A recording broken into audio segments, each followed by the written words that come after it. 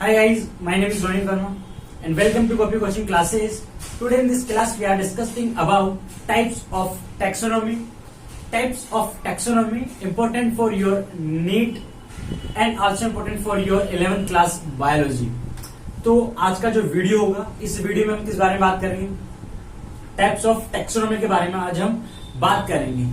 तो सबसे पहले तो अपन बात करते हैं कि टैक्सोनॉमी के जो टाइप्स की यानी कि जो टैक्सोनॉमी के टाइप्स के रूप में या इनकी फॉर्म के रूप में अपने पास बहुत सारी ब्रांच दी गई है। देखिए ब्रांच कौन कौन सी अपने को दी गई है, एक बार उसको देख लेते हैं। तो अल्फा टैक्सोनॉमी है अपने पास, beta taxonomy, omega taxonomy, chemo taxonomy, cyto taxonomy हो गया अपने पास एंड केरो टैक्सोनॉमी एंड जो न्यू ब्रांच है वो है न्यूमेरिकल टैक्सोनॉमी। तो ये विभिन्न ब्रांचेस दी गई है या विभिन्न टाइप्स हैं, किनके हैं ये डिफरेंट टाइप्स हैं, टाइप्स ऑफ टैक्सोनॉमी के। ठीक है, तो सबसे पहले और सबसे इंपॉर्टेंट अपने पास जो क्वेश्चन होना चाहिए वो ये होना चाहिए कि टाइप्स ऑफ टैक्सोनॉमी की अपने पास जरूरत क्यों पड़ी। तो इसके बारे में मैं आपको बताता हूं कि टाइप्स ऑफ टैक्सोनॉमी की आपको जरूरत क्यों पड़ी, क्यों अपन को ऑर्गेनिज्म के लिए डिफरेंट जो टाइप्स हैं या जो ब्रांच है वो क्रिएट की गई। जैसे कि बात करें तो अल्फा टैक्सोनॉमी, उसके अंदर किस प्रकार से अपन किसी ऑर्गेनिज्म का क्लासिफिकेशन करेंगे, उसका आइडेंटिफिकेशन करेंगे, उसका नॉमेनक्लेचर करेंगे। ठीक है, बीटा टैक्सोनॉमी के बेसिस पर किस प्रकार करेंगे, ओमेगा टैक्सोनॉमी में किस प्रकार से करेंगे। इस प्रकार से ये बहुत सारी ब्रांचेस हैं जो अपने पास है, टोटल 7 ब्रांच है। तो अपन बात करते हैं अपने मेन क्वेश्चन के बारे में कि जो टैक्सोनॉमी की जरूरत क्यों पड़ी। तो देखिए जितने भी ऑर्गेनिज्म होता है और ऑर्गेनिज्म की अगर बात करें तो जो एक्सटर्नल स्ट्रक्चर होती है वो डिफरेंट होती है। एवरी ऑर्गेनिज्म की बात करें तो उनका जो ओरिजिन होता है वो डिफरेंट होता है। बात करें तो उनका डेवलपमेंट जो होता है वो डिफरेंट होता है। उनकी इंटरनल स्ट्रक्चर होगी या फिर बात करें उनका जो कीमोफाइटो जो केमिस्ट्री होती है यानी कि उनके अंदर मिलने वाले ऑर्गेनिज्म के अंदर मिलने वाले जो केमिकल्स है, अब वो बात जैसे प्लांट हो जैसे एनिमल हो, सबके अंदर डिफरेंट केमिकल्स मिलते हैं।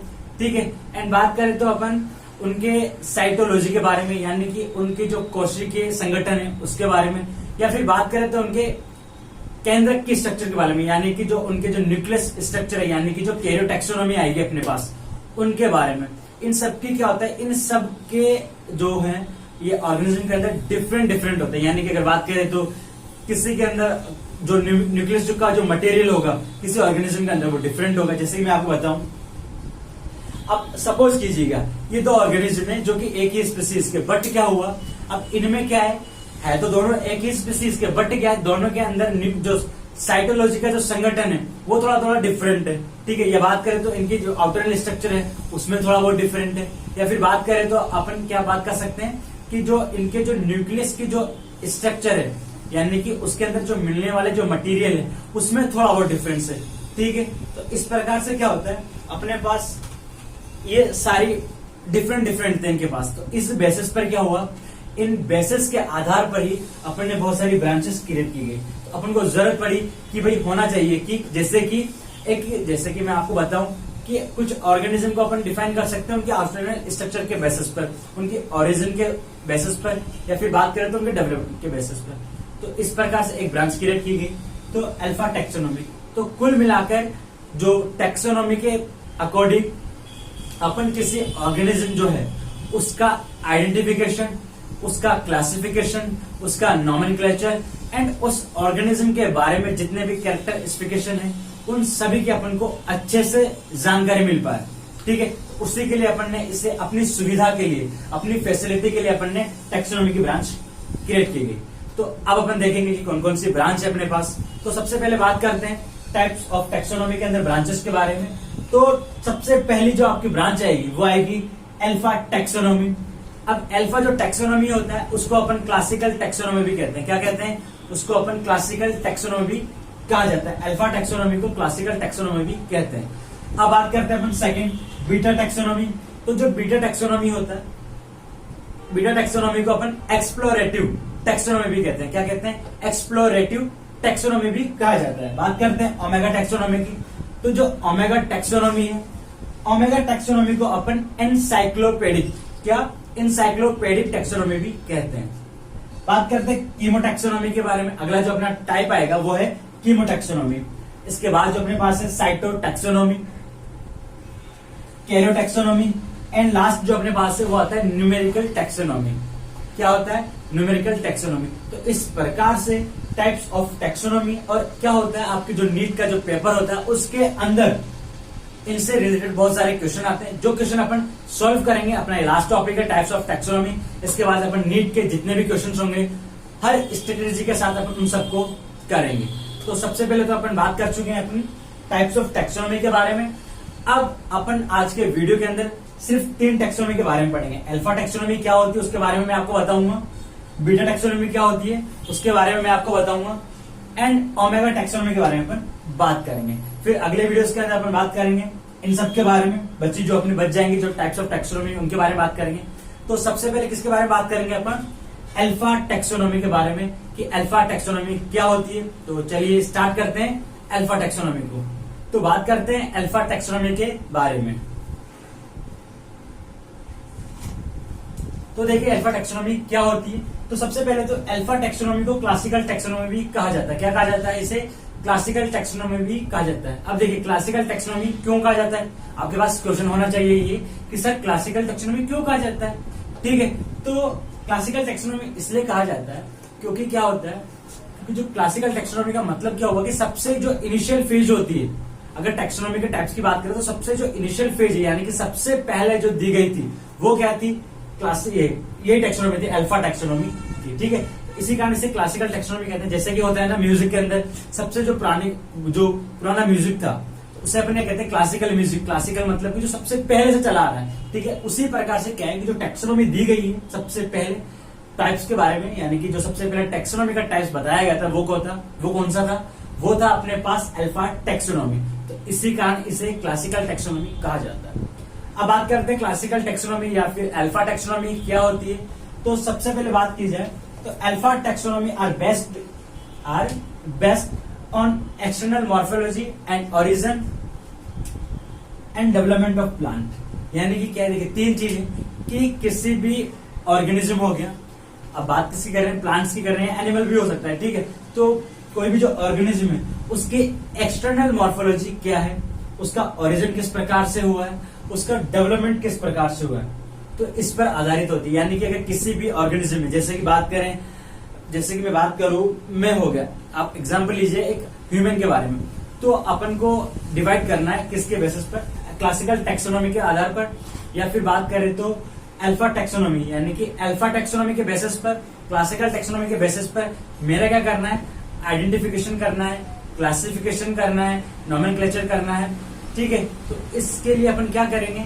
तो इसके लिए क्या होता है, जो अब external morphology, origin and development, यानी कि क्या होता है कि उस ऑर्गेनिज्म की एक्सटर्नल मॉर्फोलॉजी क्या है, उसके ओरिजिन क्या है और उसका डेवलपमेंट क्या, यानी कि उसकी उत्पत्ति किस प्रकार से हुई है, उसका डेवलपमेंट किस प्रकार से हुआ है, और उसकी बाह्य संरचना यानी कि एक्सटर्नल मॉर्फोलॉजी क्या है। तो इस बेसिस पर यानी कि इन गुणों को लेकर या इन कैरेक्टर को लेकर अपन क्या करते हैं? किसी ऑर्गेनिज्म का क्लासिफिकेशन करेंगे, उसका आइडेंटिफिकेशन करेंगे, उसका नॉमेनक्लेचर करेंगे, उसके जो कैरेक्टरिस्टिफिकेशन होते हैं उनके बारे में बताएंगे। तो वो क्या हो जाएगा? उसे कहते हैं अपन अल्फा टैक्सोनॉमी कहा जाता है, क्लासिकल टैक्सोनॉमी कहा जाता है। कई बार एग्जाम्स के अंदर पूछ लिया जाता है कि अल्फा टैक्सोनॉमी किस पर बेसिस्ड होती है, तो 4 ऑप्शन आपको मिल जाते हैं। तो इनमें से कुछ एक होता है जो आपको राइट करना रहता है। तो इस प्रकार से क्वेश्चन है, वो अपन जब क्वेश्चन करेंगे तब मैं आपको बहुत अच्छे से बताऊंगा।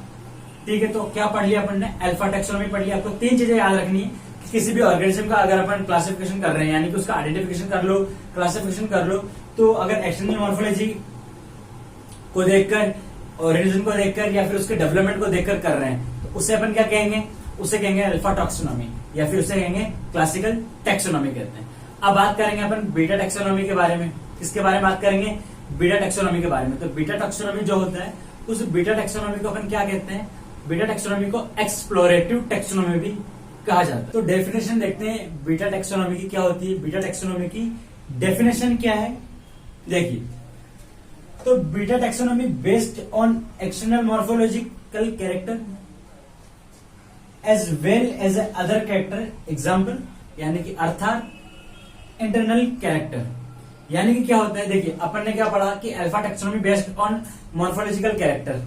अभी क्या होता है, जो बीटा टैक्सोनॉमी होता है, बीटा टैक्सोनॉमी के अंदर क्या होता है? ये बेस्ड होती है ये कि क्या होती है, बेस्ड होती है एक्सटर्नल जो मॉर्फोलॉजिकल जो कैरेक्टर होते हैं and as well other character अर्थात इंटरनल कैरेक्टर। यानी कि कुल मिलाकर अगर मैं आपसे बात कहूं कि जो बीटा टैक्सोनॉमी होता है जिसे अपन एक्सप्लोरेटिव टैक्सोनॉमी भी कहते हैं, ये क्या होता है, बेस्ड होती है। मतलब कि किस चीज पे बेस्ड होती है कि मॉर्फोलॉजिकल कैरेक्टर तो अपन स्टडी करेंगे सही, यानी कि आपको किसी भी ऑर्गेनिज्म का क्या करना है, किसी भी ऑर्गेनिज्म का आपको क्लासिफिकेशन करना है, उसका आइडेंटिफिकेशन करना है, उसके आपको नोमेनक्लेचर करना है। तो उसके लिए आपको क्या चाहिए रहेगा, आप किस चीज को बेस्ड बनाओगे, किस चीज को आधार बनाओगे, आप उसके मॉर्फोलॉजिकल कैरेक्टर को तो लोगे सही, उसके साथ साथ आपको उसके अन्य कैरेक्टर, अब अन्य कैरेक्टर बात करें तो जो और कैरेक्टर होंगे वो कौन होंगे, उसके इंटरनल कैरेक्टर। यानी कि किसी भी ऑर्गेनिज्म की जो मॉर्फोलॉजिकल कैरेक्टर प्लस उसके इंटरनल कैरेक्टर दोनों को बेस्ड बनाकर जिस प्रकार से अपन एनिमल जो है या फिर बात करें तो कोई भी ऑर्गेनिज्म है उसका आइडेंटिफिकेशन करेंगे, उसका क्लासिफिकेशन करेंगे, उसका नॉमेनक्लेचर करेंगे, तो वो किस टैक्सोनॉमी के अंतर्गत आता है, वो आता है बीटा टैक्सोनॉमी के अंतर्गत, जिसे अपन एक्सप्लोरेटिव टैक्सोनॉमी भी कहते हैं। यानी कि किसी भी ऑर्गेनिज्म का आप क्लासिफिकेशन कर रहे हो तो क्लासिफिकेशन करने के लिए आपको क्या चीज चाहिए कि आप उसके, अगर आप किसके अकॉर्डिंग कर रहे हो क्लासिफिकेशन, उस ऑर्गेनिज्म का जो क्लासिफिकेशन है वो एक्सप्लोरेटिव टैक्सोनॉमी के अंतर्गत या फिर बात करें तो बीटा टैक्सोनॉमी के अकॉर्डिंग कर रहे हो, तो आपको उसके लिए क्या चाहिए, आपको उसके लिए नेसेसरी है कि आप उस ऑर्गेनिज्म के मॉर्फोलॉजिकल कैरेक्टर तो इंक्लूड करोगे, साथ साथ उसके आपको इंटरनल कैरेक्टर भी इंक्लूड करने पड़ेंगे उस ऑर्गेनिज्म के आइडेंटिफिकेशन के लिए, उसके क्लासिफिकेशन के लिए, उसके नॉमेनक्लेचर के लिए। तो इस प्रकार ये क्या होगी टैक्सोनॉमी, बीटा टैक्सोनॉमी कहते हैं इसे, या फिर एक्सप्लोरेटिव टैक्सोनॉमी कहते हैं। अब इंटरनल कैरेक्टर कौन कौन से, जैसे कि उसकी एम्ब्रियोलॉजिकल कैरेक्टर हो गए, उसके एनाटॉमिकल कैरेक्टर हो गए, इस प्रकार से क्या होते हैं कैरेक्टर अपन ले सकते हैं इंटरनल कैरेक्टर के रूप में। इंटरनल कैरेक्टर के रूप में आप उसके एम्ब्रियोलॉजिकल कैरेक्टर हो गए, एनाटॉमिकल कैरेक्टर हो गए, इस प्रकार के कैरेक्टर ले सकते हैं अपन उस ऑर्गेनिज्म को आइडेंटिफाई करने के लिए, क्लासिफाई करने के लिए, नॉमेनक्लेचर करने के लिए। अब बात करेंगे अपन अगले टैक्सोनॉमी के बारे में, जिसे अपन ओमेगा टैक्सोनॉमी कहते हैं या फिर जिसे अपन एनसाइक्लोपैडिक टैक्सोनॉमी भी कहा जाता है। तो बात करेंगे एनसाइक्लोपैडिक टैक्सोनॉमी के बारे में या फिर ओमेगा टैक्सोनॉमी के बारे में। तो बात करते हैं ओमेगा टैक्सोनॉमी के बारे में या ओमेगा टैक्सोनॉमी की डेफिनेशन के बारे में।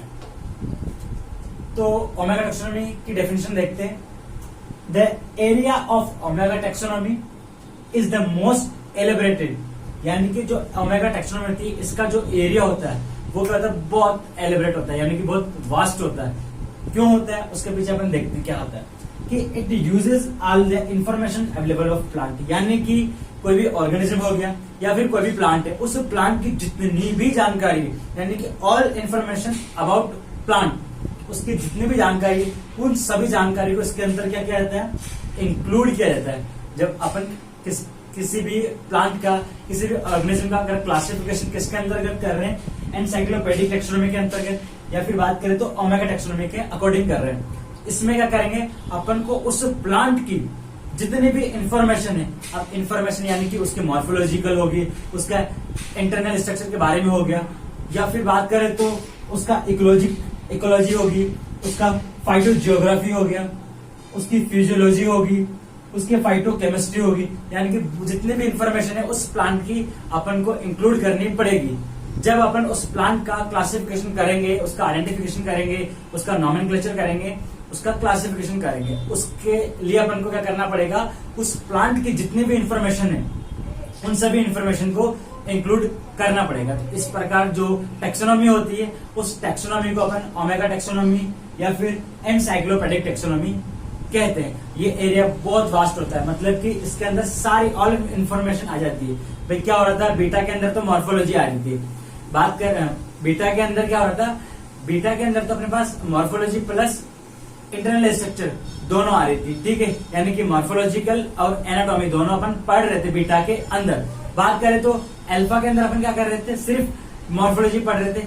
अब क्या होता है ओमेगा टैक्सोनॉमी के अंदर बीटा तो यानी कि अगर बात करें तो मॉर्फोलॉजिकल होगा, एनाटॉमिकल होगा, उसके अलावा भी उसकी जितनी भी इंफॉर्मेशन है, उसकी इकोलॉजिकल, इकोलॉजिकल, यानी कि वो प्लांट पाया कहाँ जा रहा है, उसकी इकोलॉजी क्या है, उसका इकोसिस्टम किस प्रकार का है। फाइटो जियोग्राफी हो गया उसका, फिजियोलॉजी होगी उसकी, फाइटोकेमिस्ट्री होगी, यानी कि कहाँ कहाँ पर ये पाया जाता है, उसके बारे में जितनी भी इंफॉर्मेशन है वो सारी की सारी इंफॉर्मेशन ओमेगा टैक्सोनॉमी के अंतर्गत आ जाती है। अपन को बतानी पड़ेगी। जब अपन उस प्लांट का क्लासिफिकेशन करेंगे, उसका आइडेंटिफिकेशन करेंगे, तो अपन को बताना पड़ेगा कि उसकी मॉर्फोलॉजी क्या है, उसका एनाटॉमी क्या है, उसका इकोलॉजी क्या है, उसका फाइटोजियोग्राफी क्या है, उसका फाइटोकेमिस्ट्री क्या है, या फिर बात करें तो उसकी फिजियोलॉजी क्या है। उन सबको इंक्लूड करना पड़ेगा अपन को जब अपन किसी भी प्लांट का क्लासिफिकेशन करेंगे, आइडेंटिफिकेशन करेंगे, किसके अकॉर्डिंग, ओमेगा टैक्सोनॉमी के अकॉर्डिंग, या फिर बात करें तो एनसाइक्लोपीडिक टैक्सोनॉमी के अकॉर्डिंग। इस प्रकार से ये अपने पास 3 मैंने आपको टैक्सोनॉमी के टाइप्स बता चुका हूं, alpha taxonomy, beta taxonomy and omega taxonomy. आज के वीडियो में सिर्फ इतना ही पढ़ेंगे। अब देखिए, अगर वीडियो से रिलेटेड अगर आपके कुछ भी डाउट्स हो, कुछ भी क्वेश्चन हो, या आपके माइंड में किसी भी प्रकार का डाउट्स, क्वेश्चंस आप मुझसे पूछ सकते हो कमेंट सेक्शन में। मैं जरूर आपके सारे क्वेश्चंस का रिप्लाई दूंगा और उनको क्लियर करूंगा। वीडियो आपको अच्छा लगे, टॉपिक आपको समझ में आ गया हो कि टाइप्स ऑफ टैक्सोनॉमी क्या होती है, किस किस प्रकार से टैक्सोनॉमी है, क्यों टैक्सोनॉमी को अपन टाइप्स ऑफ टैक्सोनॉमी को पढ़ना जरूरी है। तो अगर आपको ये चीज समझ में आ चुकी हो तो प्लीज चैनल को लाइक करें, और 11th क्लास में अगर आप हो, नीट की प्रिपरेशन कर रहे हो, तो चैनल को सब्सक्राइब जरूर करें, क्योंकि मैं यहाँ पर नीट का पूरा सिलेबस विद क्वेश्चन आंसर के साथ आपको तैयारी कराऊंगा यूट्यूब पर ही। तो प्लीज चैनल को सब्सक्राइब करें, जो पास वाला जो बेल आइकन का बटन है उसे जरूर प्रेस करें, और अपने दोस्तों तक जरूर शेयर करें, ताकि वो भी अच्छे से पढ़ पाए और अच्छे से समझ पाए टॉपिक्स को, और सभी चीजें उन्हें मिल पाए, यानी कि टॉपिक्स भी मिल जाए, क्वेश्चन आंसर भी मिल जाए, और भी जितने भी स्टडीज से रिलेटेड जो भी स्ट्रेटेजी होती है वो सारी उनको मिल सके।